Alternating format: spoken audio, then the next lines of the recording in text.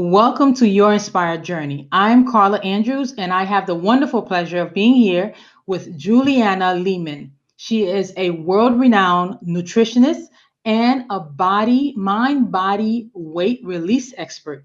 Isn't that awesome to know that we're going to be talking with someone who's really going to help us, especially us women who are over 40, release some of all those things that's been stuck on us so that we can reach our ultimate selves to live the life of our dreams. Welcome, Juliana. I am so looking forward to having this conversation with you. I know you have some goodies for us, but I think, as I'm saying us, I'm looking for myself too. So go ahead and really just introduce yourself, tell us about who you are, and just connect us to your world. Thank you so much, Carla, for having me here. It is such a pleasure. And I'm very excited to share this part of my story and to help inspire others as well. So, like you said, I am a mind body weight release expert. And really, my mission and my every day of my life, I dedicate to helping women switch that weight loss conversation that I think for so long has been about restriction, about punishment, about not being good enough, and really the release, which not only implies physical weight, but also a lot of the emotional baggage so that we can actually show up in a confident way and be able to fulfill our own missions in the world. So that is something I'm very passionate about. I've been in this field for 10 years now. And, as time goes by, I've been acquiring more and more strategies and modalities. And I'm, very excited to share and help women that are mostly over 40. That's a demographic that I love to serve, get to their goals. Yeah. And it's so true, right? After 40, something happens. Like as you said, there's like a whole lot of other switches that turns off and or on. But Yeah. after 40, it becomes harder. The metabolism changes Yeah. for a lot of women that I've spoken with, and I'm sure for myself too. But to know that, I love how you mentioned that you to shift that word, right? Instead of loss, and use the word release. Why Yeah. is that so important to have that shift mentally and really emotionally? Absolutely. And when I think of laws, there's a negative connotation to that word, number one. And a lot of times I find the way laws is external. It's about the number on the scale, it's about looking a certain way for other people. And when women hit 40 and beyond, I think we start to get to a different level of authenticity because of self discovery, because of all the things we learn and experience in life. And the release, in my perspective, is an internal game. It's getting to that point that we're getting to release a lot of the judgments and the baggage that really was weighing us down, and tapping into that inner confidence, that inner knowing, and that expression of ourselves, that we're actually recognizing the beauty that's inside of us and making that external. And that's how I say to people that the whole mind shift mindset component of weight loss is one of the big tripods, with the other one being hormonal balance and the third one being the food we put in our bodies.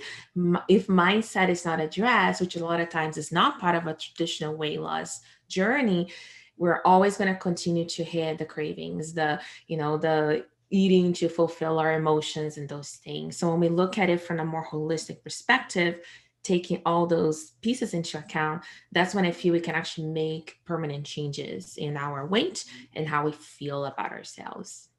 So it's interesting how you mentioned the emotional part. So it's like this attachment, and you can see as a person is saying, right? If you I'm losing, like what am I losing?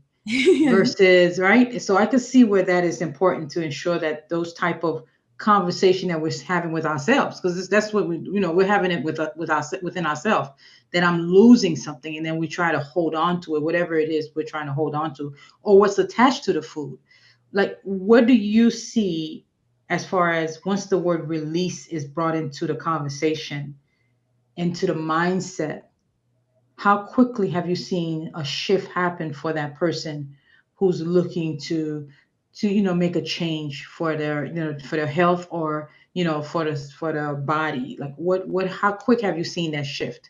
Absolutely. So I'll answer it two ways. So on the more superficial way, when women hear that word, they go, Yeah, like immediately they feel the difference of the approach. It feels more encompassing, more doable. It doesn't feel this, harsh uphill battle that we all have a bit of an experience with, right? If we ever had any struggles with our weight. So that initial connection is really important. In terms of the speed and the way that I work with women, a lot of times we don't look for like the transformation can be fast, but because we wanted to do it in a real sustainable way, the time frame really depends. And I work very specifically with a very specific sort of methodology when it comes to the human behavior side. So normally the journey for me is that I take women into understanding, first of all, what are real the priorities, the things that they were Hmm. born to do that just sets their world on fire. Then the next step is that I have them to link those priorities to the reason why they want to actually release the weight. And then the third step is when we start working on some of those emotional blockages, right? So for some women, they can, transition through the three phases quickly. Others, it takes longer because they may Hmm. have deeper patterns in there. So from that time frame, it really depends.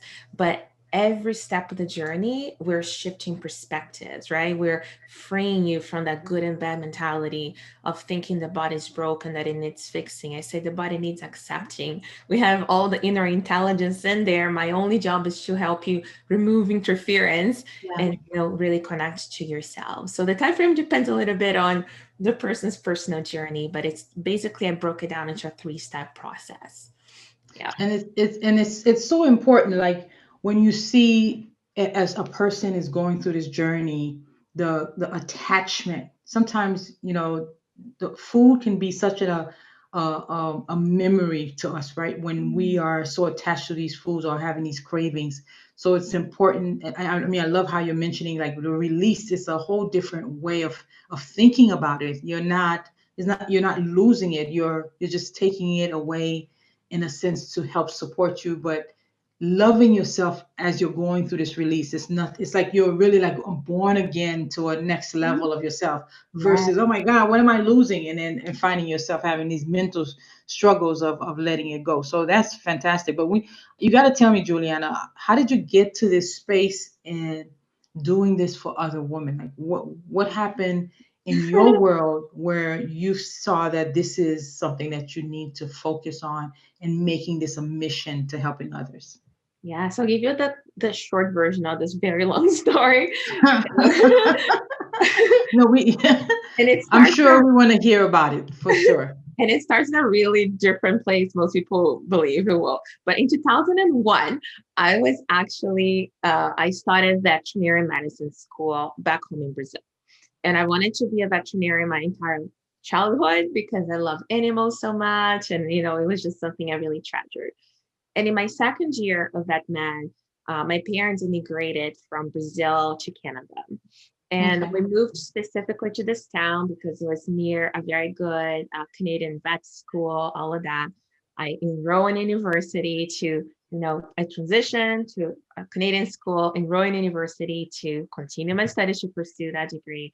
And my very first, after all the moving stuff, 2004, very first class at the University of Guelph in Ontario was Fundamentals of Nutrition.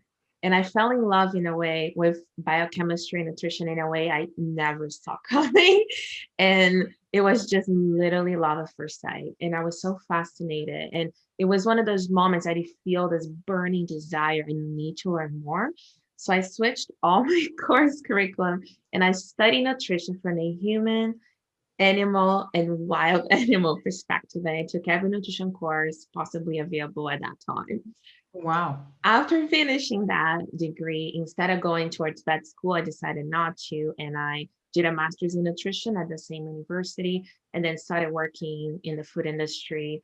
And, 7 years there and then opened my practice, the whole thing. But I would say that it was the combination of finding nutrition as the language that I understood to communicate about the body with my laundry list of health struggles that I was born with, and Hmm. taking my studies and connecting to my own health journey and the transformations that I've experienced. And then later in life, being able to find gratitude for everything that I went through that I had perceived at first as, not so good, because a lot of chronic pain, spinal surgery, fibromyalgia, all those things.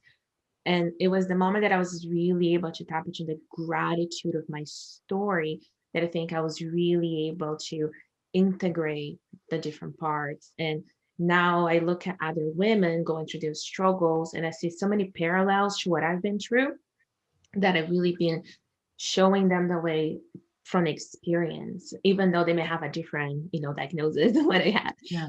So that was, and part of my story, weight issues was a big part of that story as well, right? So learning about hormones and learning how that impacts your mood and how that impacts, how you feel as a woman, and correcting some of those through natural therapies is really what came out on the other side of this long story of Well, up and no, down. it's not. It's but no. This is very important because it's great to hear first of all that you fell in love with what you're doing because a lot of time we're seeking and to know that you were seeking or you didn't know you were seeking I was and then you yes. found like oh my god